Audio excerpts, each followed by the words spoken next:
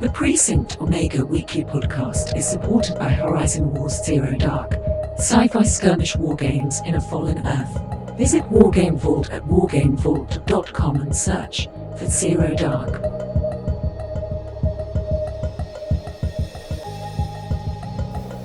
It's Friday the 27th of August. My name is Roby Jenkins. And my name is Bernard. And this is the news. Stand by for incoming intelligence. So first, a piece of news to which I am personally coming in a little bit late, but because it's fundamentally interesting and significant, I'm going to mention it now. Guild Ball isn't quite dead. So, two things happened back at the start of August that suggest that there is life in the old dog yet, but they stand diametrically opposed to each other. So first, Steam-Forged Games released new fluff for Guild Ball. And second, the Guild Ball volunteer community released a set of errata for the game.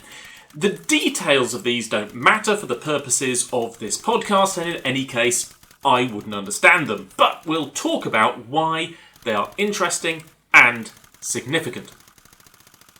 Second is the sad news that Secret Weapon Miniatures is the latest victim of the COVID pandemic and has announced their imminent closure, with various knock-on effects upon their product range and projects in hand. We'll look at whether this really represents the end and of what. Speaking of things coming to an end, though less dramatically, Asmodee has finalised the shift of the Star Wars licence from their Fantasy Flight Games subsidiary to Atomic Mass Games, but putting it all on the Asmodee website. Now I'll do my best to peer into the crystal ball to understand what's going on here. Let's break this down. Prepare for intel analysis. Given that I don't play Guild Ball and certainly don't care about its fluff or indeed its lore or whatever you want to call it, then why am I so interested by the news from SFG that I'm prepared to return to it almost 4 weeks since the events actually took place? Well, the first thing I need to do is give a little shout out to the Roll Better podcast, whose show I happened to stumble upon the other day and who alerted me to these events. I'm not that deeply plugged into loads of other games, try as I might. I just simply can't keep my finger on every pulse. So I spent a highly enjoyable couple of hours listening to them talking about a wide range of topics before they got to Guild Ball, a game with which their show has been particularly associated. And it does have to be said that there is something strangely meditative in listening to four guys discussing the minutiae and amendments and errata in a game about which I know almost nothing. But if you cast your mind back almost exactly 12 months to when the news of Guild Ball's imminent demise broke, you might remember me mentioning that there was no sign then that SFG was looking for a new owner for the Guild Ball property. And nothing has changed in that respect. And frankly, I find that mildly suspicious. SFG, after all, sold its soul to licensed board game Kickstarters in return for a mess of pottage, or more specifically £5 million in venture capital funding. There is in that an inevitability in squeezing the maximum value out of an intellectual property, and a property that's sitting around doing nothing is just money not being earned. As interest in games wanes, the value of that IP is only going to wane along with it, so it's odd to me that representatives of SFG's sugar daddies aren't pressing them to sell off the IP for a fat chunk of extra cash while it's still worth something. But, as I said, it's only mildly suspicious, because a cooler head would appreciate that in our industry, letting an intellectual property slip out of your direct and exclusive control can end up being a costly mistake. We've seen it happen over and over with Battletech, Robotech, Void, Warzone, Traveller, and even The Lord of the Rings, if you dig back far enough. A lot of these properties had at one point the potential to dominate the market, only to fall back. but subsequent attempts to exploit them for licensing have diluted the clear understanding of where ownership lies, resulting in attempts to reboot or relaunch these properties, stalling and failing time after time. So, should Guild Ball fans take heart from SFG's reluctance to sell out and hope that there may be a resurgence of support for their favourite game? Well, probably not. You see, I don't think that the release of new fiction to support the Guild Ball setting and the release by the volunteer community at the longshanks.org site, coming at roughly the same time, is a coincidence. Rather, I think that SFG has taken some wise counsel when it comes to protecting their intellectual property. The fact that Guild Ball refuses to die and continues to be supported by enthusiastic fans means that, left to its own devices, there is a very real risk that it would grow out of SFG's future control. Without actively seeking to exploit their IP whilst permitting amateurs to tinker with it, SFG's ownership could eventually be perceived to have lapsed, making them unable to fully exploit that ownership in the future. Releasing new fiction is SFG's way of sending their mascot to take a piss on their opponent's goal. Did I get that right, Bernard? How am I supposed to know? Ask your friends at Roll Better. I think I've made her jealous by listening to other podcasts. Anyway, the point is that by releasing new fiction, SFG has made a unilateral statement that the IP is theirs and that they stake their rights over it. By doing so, without seeking to shut down or control Longshanks or their volunteer committee or rules developers, SFG has retained the authority to tolerate the fan exploration of their works without losing the legal right to slap that with a banhammer should they so choose. So it's a mixed bag of news for Guild Ball fans. First, new errata, yay! Second, the gaming community still lives, double yay! Third, SFG still clearly wants to own and control the IP, triple yay! But none of that adds up to them having any plans to do anything with the game or the IP anytime soon. In fact, if anything, it's indicative of the opposite, that they will be doing the absolute bare legal minimum to sustain their ownership of the IP for the foreseeable future. But one day, who knows? And, talking about things coming to an end, let's take a moment of solemn silence to remember the awesome and entrepreneurial company that was Secret Weapon Miniatures. If you've not encountered it before, I can't say I'd be hugely surprised. Secret Weapon was established by Justin McCoy, aka Mr. Justin, about 15 years ago, give or take, and it's been one of those little businesses in our industry that kind of just about does okay and once in a while produces something of genius that gets people excited. Secret Weapon mostly started out in the resin base explosion of the early noughts and was notable by the quality of their resin casting. A few projects caught my eye over the years. The first was the release of a 28mm resin and metal IFV that looked like it might be the start of their own miniatures range, but although that was a lovely mini and I owned one for a long time before selling it on, it never really turned into anything bigger. They also grabbed a lot of attention when they started making their own range of washes not long after GW first released Null Oil and Devlin Mud. Secret Weapon were among the first to make their own washes in-house, in the kinds of quantities that made it feasible to wash entire tanks or even Titans, and at a fraction of the cost of the GW offering with all of the same quality and consistency. Remarkably, they also released their recipe for making the washes. Now, I don't know if that resulted in any lost sales, but it certainly did a lot for the credibility of the business as a company on the side of the consumer. The most recent project that really caught people's attention, though, was Tablescapes. If you missed it, and it was a few years ago now, Tablescapes was Secret Weapon's closest approach to what might be vaguely thought of as the big time. Inspired by Games Workshop's now out-of-production battle boards, which were 2-foot by 2-foot injection-moulded plastic sheets that could be joined together to make a hard-wearing, transportable and modular gaming table, Tablescapes were all that, but better. Justin set out to make a collection of modular tiles that players could mix and match that were smaller, lighter and more transportable than the relatively unwieldy battle boards. The designs covered fantasy, science fiction, urban, rural, desert and more. And the tablescapes were painstakingly designed and manufactured in the factories of the masters of cheap injection moulded plastic, the Chinese.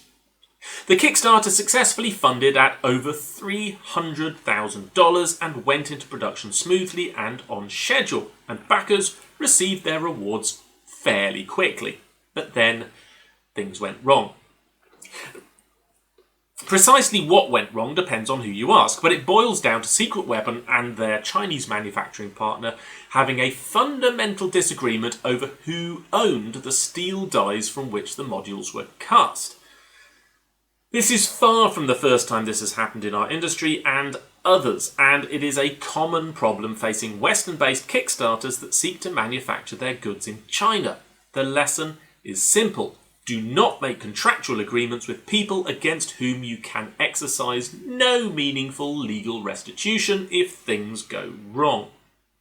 For Secret Weapon, what it meant was that once the Kickstarter was fulfilled, they had no way of expanding manufacturing to put the product into retail sale or onto the shelves of stores worldwide. The demand was there, but supply was tied up in legal knots and written in Chinese. A sort of second attempt at tablescapes was made by Secret Weapon in partnership with Reaper Miniatures, but this was for modular dungeons, and to be honest, it's a crowded market, and although the campaign met its funding goal, there was little in the way of follow-up. Since then, Secret Weapon has mostly stuck to doing what it did best, which was resin bases of the very highest quality and in a huge range of different designs and themes. But resin bases do not a deep or sustained business make. The impact of COVID in this cannot be overstated, and it's worth acknowledging here that tabletop games have been in the mainstream news recently with a nice BBC article about how people discovered or returned to the hobby during their respective lockdowns as a way of staying in good mental health or of connecting in new ways with a family not used to having so much face-to-face time. These articles have cheerfully reported how well companies like Games Workshop, Mantic Games and Warlord have done out of lockdown and have featured photographs of useful things like the last edition of Kill Team, just in case that should inspire readers to search for the game and discover, lo and behold, that there's a new edition, literally just out, right now. Did I say that the head of marketing at Games Workshop is a legitimate master of the art? I think I may have mentioned that before. However, to the credit of the journalist behind this story, it ended up not just about the satisfied grins of Ronnie Renton and John Stallard. Kevin Roundtree, the CEO at Games Workshop, keeps such a low profile that I had to look up his name just for this episode. At the tail end of the story, Annie Norman of Bad Squiddo got to have a say. And a quick aside to say how glad I am that Annie has graduated from being token female industry representative to being very much the media face of independent micro-enterprise in the wargaming world. I honestly can't think of anyone I'd rather have take on that job, and I know so many others in the business who think the same. Anyway, the point was that Annie made it clear that whilst the lockdown had been great for the big operators, it had been painful for the hundreds of much smaller businesses who have historically relied upon the day-to-day social Brownian motion of the independent sector of retail stores, clubs, conventions and events for their existence. And it looks like Secret Weapon has stepped up to be the object lesson of this very scenario. Having said that, however, is this necessarily the end for Secret Weapon? Well, not exactly. For a start, they are already making plans to ensure that their products stay in production with new owners, and they have also committed to ensuring that their outstanding Kickstarter commitments are fulfilled by them or by the new owners of relevant IP. So if there's anything in particular that Secret Weapon makes and you want it, well, odds are it will find a new home somewhere. In the meantime, By the time this episode airs, their website should have reopened in a grand stock sell-off that will run until the end of the month at least, so hurry along there.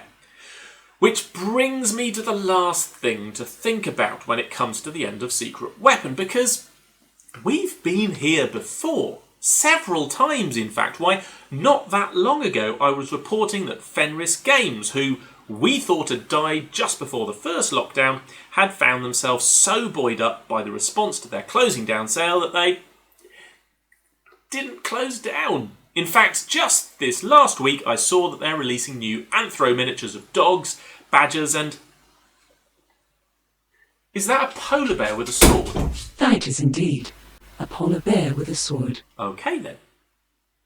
Anyway, my point is that a small and well-beloved business like Secret Weapon announcing their imminent closure doesn't necessarily mean that they are imminently closing. I suspect in this case that they really are, so you really should get along and take advantage of their sale while it's happening. But at the same time, I wouldn't be at all surprised if the massive spike in income could change their minds entirely and see Secret Weapon limp on just a little longer yet.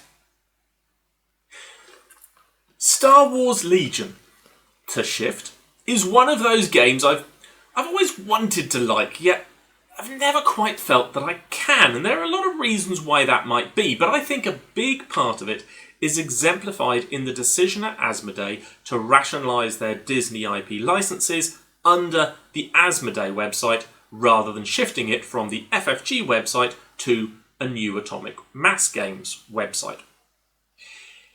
If there is a company out there with the clout to really challenge Games Workshop in the miniatures wargaming market, it isn't Warlord or Mantic, both of which are run by ex-GW men along GW lines and as part of the wider GW hobby sphere.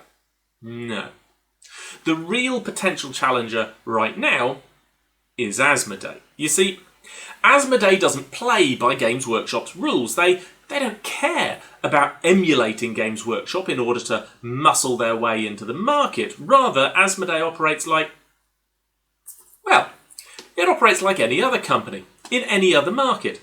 They make acquisitions to expand, they sell off or shut down unprofitable teams, they market hard in conventional ways, and they reach their consumers through conventional routes like toy shops, department stores and independent retailers.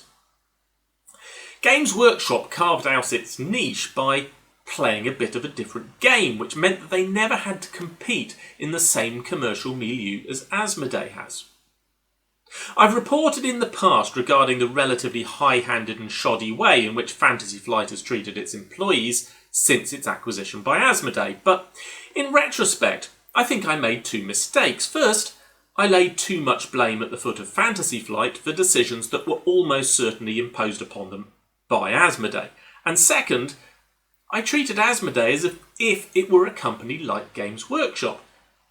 Now, GW's come under fire multiple times for its business practices, but the fact that it has, and the fact that in every single case its business practices were entirely lawful and completely normal for commercial enterprise, just highlights that GW has 35 years of operating under the scrutiny of its fans.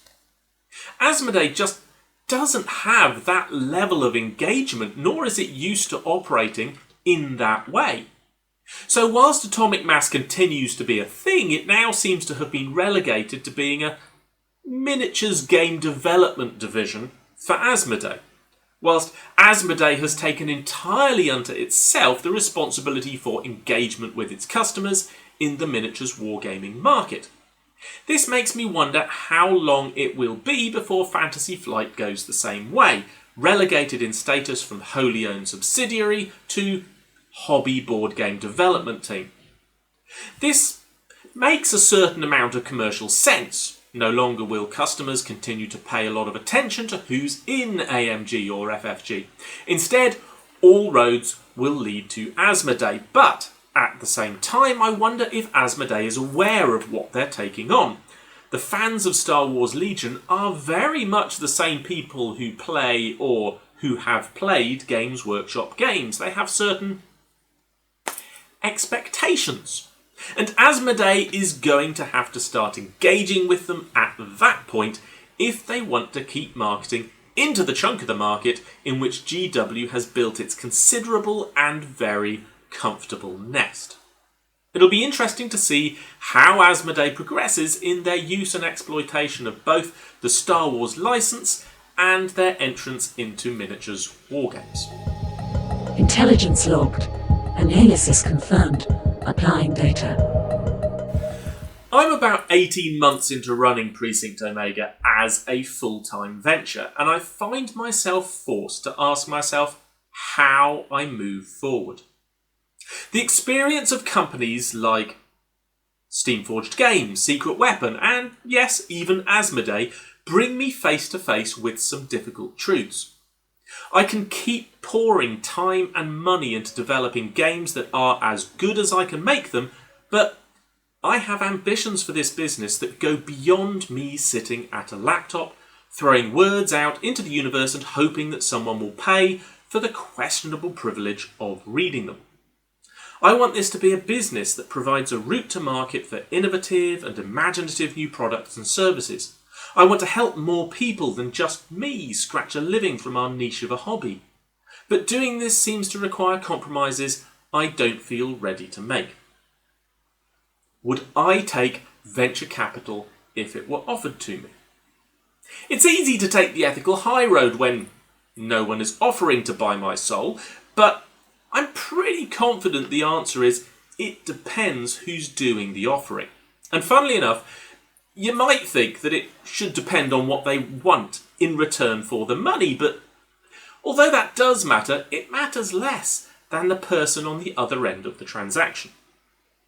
More importantly, to take venture capital, I'd have to have an idea on what to spend it on.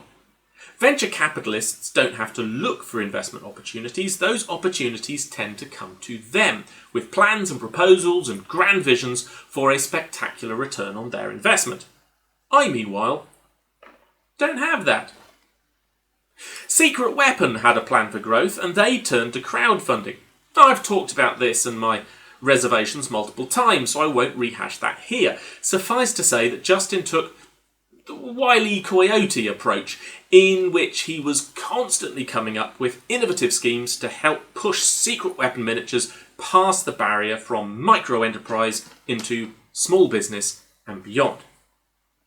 Oh, in case you're wondering, quick aside, small businesses are usually considered to be any business with between 5 and 50 employees. Between 50 and 150, you're usually considered to be small to medium, and having between 150 and 500 makes you a medium-sized enterprise. These are very rough figures, of course, and some people struggle with businesses with only a handful of employees that nevertheless make millions of dollars in annual profit. But the use of employees rather than revenue to define a business like this makes sense because employees are an intensely sensitive measure. When losing a single employee means losing 20% of your workforce, that's a big deal, regardless of your revenue. Secret Weapon is a good illustration of the tenuous nature of micro-enterprise that Annie Norman alluded to. And Precinct Omega is super sensitive to the same pressures. It's one reason that I'm looking to scale back my retail enterprise. I understand that another retailer in the UK is taking on Strato Mini's stock, so I'll be selling mine off without a plan to restock it. Basically, I can't afford to keep £1,000 of assets in blister packs on my studio wall, and I can't afford to take the time out from my work writing games that pay my wages in order to better market the miniatures that don't. Asmodee is a fascinating case to look at. After selling a 40% stake to an investment company in 2007, they were acquired in whole by a private equity firm, which led to a splurge of international acquisitions. To give you a sense of the scale of their growth, Asmodee's 2013 acquisition was completed for the not insubstantial fee of €143 million. But their subsequent sale to the private equity firm PAI Partners was for the rather more eye-catching figure of €1.2 billion. That's a tenfold increase in value in 5 years. Now, I don't expect or indeed want Precinct Omega to ever be worth even the lower of those two figures, but it serves to illustrate the galvanising effect on a business of not simply money, but of a plan for how to spend the money. Asmodee's 2007 deal directly funded their acquisition of Asmodee, the UK's largest hobby games distributor. Then their 2013 deal led directly to the acquisitions of Days of Wonder, Fantasy Flight, Mayfair Games, Z-Man, Plaid Hat, and many others. The plan to take Asmodee into the global market was well plotted and flawlessly executed. Precinct Omega has had a plan from the start, and I've talked about it before, but as I spend more and more time studying the market and the performance and behaviour of other companies, the more I think that my plan for steady, consistent, modest growth simply won't return the performance that I want, even given my very modest ambitions.